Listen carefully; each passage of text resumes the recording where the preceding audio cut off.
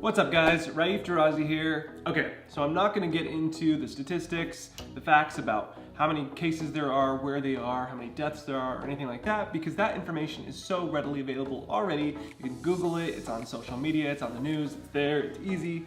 What I do wanna talk about is something that has popped up on my feed recently, and I've seen articles about it, and it's whether or not does HIV medicine cure coronavirus? Let's dive in.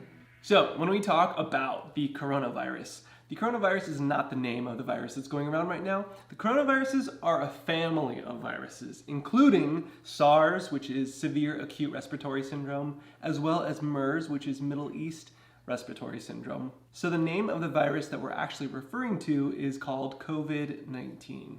You may have recently heard HIV in conjunction with coronavirus, and I'm not specifically talking about the Pence case where he's taking over the coronavirus. He was handling an HIV issue. That didn't go as well as one would hope. And while that is newsworthy, that's not what I mean. What I'm talking about is efforts that are currently underway to investigate whether HIV medication can actually help slow down, cure coronaviruses, specifically COVID-19. In 2004, after the SARS outbreak, a study was conducted with the HIV drug Kaletra. Damn it. I said Kaletra. I keep wanting to say Khaleesi because it sounds like Khaleesi from Game of Thrones, which kind of gives this whole like fighting against the virus a very Game of Thrones feel to it. But it's not Khaleesi, it's Kaletra. And HIV treatments, medications are actually comprised of multiple drugs. This is one pill, but it has two drugs in it. Those drugs are Lopinavir and Ritonavir. So we're talking about these two drugs, Lopinavir and Ritonavir, which comprise the drug Kaletra. Are you with me? Okay. So in 2004, there was a study using Kaletra as treatment for SARS patients, and it was shown to be somewhat effective. And since SARS is in this family of coronaviruses, we have scientists and researchers who are saying maybe this will also apply to the latest coronavirus, COVID-19, and possibly have the same outcome. Okay. Recently, Thailand's Ministry of Health, I just took the dog Chew away from Duke because you can hear him chewing on the damn thing in the background, but he just went up and got it again. Recently, Thailand's Ministry of Health announced that it gave a Chinese coronavirus patient Kaletra, as well as the flu drug oseltamivir, which is also known as Tamiflu.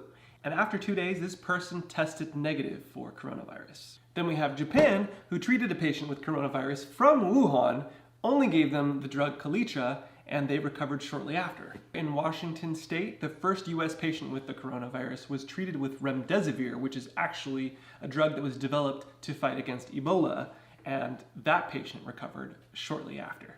So it's not just HIV medications that they're experimenting with, but also Ebola, and then also hepatitis C, because all these viruses are RNA-specific viruses.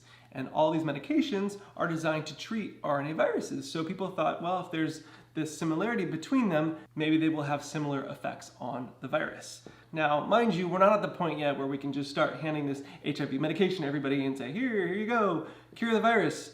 We are a long ways away from that. A lot of this stuff is going to clinical trials. They're doing a lot of tests.